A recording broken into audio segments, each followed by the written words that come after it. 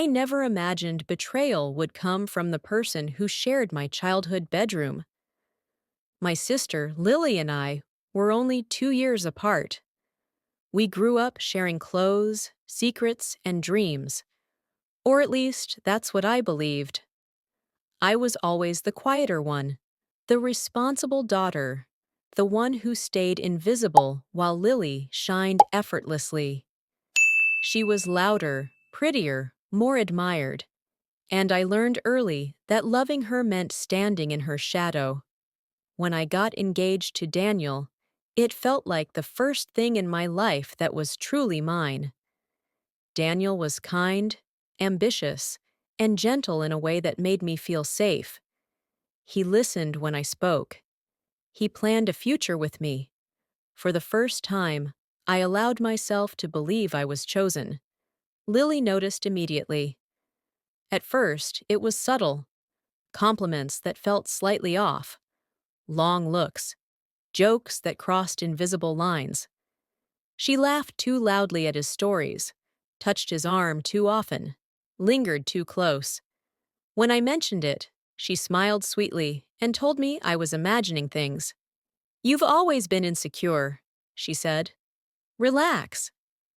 I wanted to believe her, until the night everything collapsed. Daniel didn't come home. His phone was off. I spent the entire night sitting on the edge of our bed, convincing myself something terrible had happened. An accident, a hospital, anything but the truth. In the morning, Lily walked into my apartment uninvited. She didn't cry. She didn't apologize. She just said it. "We're in love," she said calmly. "It just happened." Daniel didn't even have the courage to face me himself. The wedding was canceled. The invitations wasted. The life I had built in my head disappeared overnight.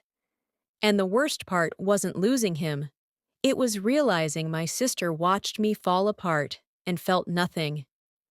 Within weeks, they were together publicly. Within months, they were engaged. My family told me to be the bigger person, to forgive, to move on, to understand that love is complicated, but betrayal doesn't ask for understanding. It leaves you empty. I left the city shortly after, not because I was weak, but because I needed to survive. I didn't know then that this wasn't the end of my story.